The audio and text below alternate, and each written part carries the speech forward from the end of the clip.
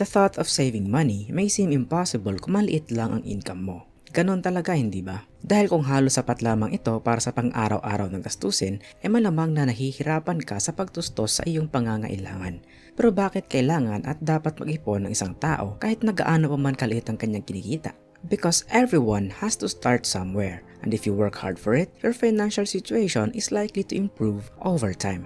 Sa video na ito, malalaman mo ang 10 tricks kung paano mabilis makaipon ng pera. Trick number 1. Record your expenses.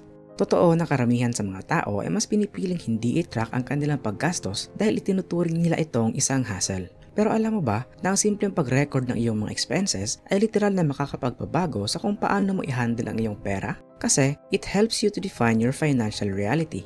Bukod pa riyan, natutulungan ka nitong ma-identify ang iyong spending habits at natuturuan kang mag-prioritize. Unless you write it down, you will never know kung gaano ba karaming pera ang nagagastos mo. After all, it's hard to budget what you don't know. At usapang budget naman tayo, the next trick is include saving in your budget. You can start creating a budget once you know how much you spend each month. At syempre ay dapat na isama mo ang pag-save ng pera dito. Pwede kang mag-umpisa sa mababang amount na komportable para sa'yo. At planuhin mo din na eventually magkaroon ng increase dito. Magugulat ka na lang na ang 15 to 20% ng iyong income ay nakakasanayan mo ng isama sa iyong savings. Trick number 3. Find ways to cut spending. Maaring oras na para bawasan ng paggastos mo kung hindi ka talaga makapag-ipon ng pera. Napapadalas ba ang pagkain mo sa labas at napapagastos ka? Then, try mo magluto sa bahay. I-identify mo din ang mga non-essentials na pinagkakagastusan mo at subukang i-cut ang pag-spend ng pera dito. I-consider mong valuable skill ang pagtitipid. After all, kung palagi kang nag-overspend ay ikaw din naman ang mahihirapan sa huli. Trick number 4. Delay purchases with the 30-day rule. Kaugnay dito ang ating number 3. Giving yourself some time to think before making a purchase is one approach to stop yourself from overspending.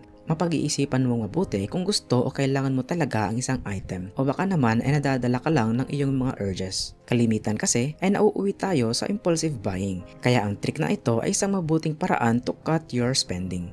Trick number 5. Cancel unnecessary subscriptions. I-disable mo ang mga auto-renewal option on any subscription na hindi mo naman nagagamit on a regular basis. Maaari din kasing binabayaran mo pa ang mga ito gayong hindi mo naman napapakinabangan. You can also avoid signing up for free trials that require payment information. At isa pa, dapat lang na i-review o examinin mo ang iyong credit card or bank statement because it can help you identify any recurring expenses that you can eliminate. Trick number 6. Prepare for grocery shopping. Sa 10 tricks kung paano mabilis makaipon ng pera, itong number 6 ang pinakasimple at madaling gawin sa lahat. A little preparation before you go to the grocery store can help you save money. Pwede mong i-check ang iyong pantry at gumawa ng shopping list para maiwasan ang impulsive buying ng mga item na hindi mo naman kailangan. Sa listahan mo, you can group items by category. Matutulungan ka nito na maalala lahat ng kailangan mong bilhin at para maiwasan na magbabalik-balik ka pa sa store. Hindi na masasayang ang oras mo, makakatipid ka pa sa pamasahe o kaya naman sa gas. Trick number 7. Eliminate your debt. Hindi dapat ipagsawalang bahala ang utang. Maituturing na nga yung golden rule. You should create and follow a plan to eliminate your debt. Isipin mo, kung patatagalin mo pa ang pagbabayad ng mga utang, ay hindi pa mas lalong mahihirapan ka makaipon ng pera? Ito ay dahil nauuwi pa sa interes, ang perang ay dapat na itabi mo na. So, huwag mong kalimutan na bayaran ang iyong utang. Trick number 8. Manage your time well. Time is considered as one of the most valuable commodity in life. Kaya nga dapat ay gamitin mo ito sa kapaki-pakinabang na paraan. Maraming ang oras? Then try to do something that can bring you money. Para din manatiling productive, you can use a calendar or to-do list upang masubaybayan mo kung ano ang mga dapat mo pang gawin at kung ano ang na-accomplish mo na. In short, use your time well.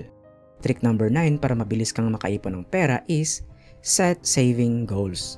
Ang pag-visualize kung ano ang iyong pag-iipunan ay isa sa mga epektibong paraan upang makaipon ng pera. Maaari kang mag-set ng goal together with a timeline. Isa itong good motivation to save money. You can begin by considering what you might want to save for. It can be a new car or maybe a house and lot. Then after nun ay mag-estimate ka na kung gaano kalaking pera ang kakailanganin mo at kung gaano katagal mo ito iipunin.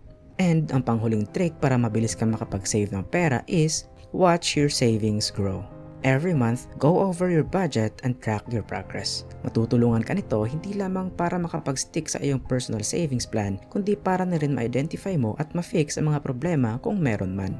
Alam mo ba na by knowing how to save money, na mamotivate mo ang iyong sarili para sumubok o mag-discover ng mga bagong strategies for saving and to move closer to your goals. Kaya naman, keep improving and learning.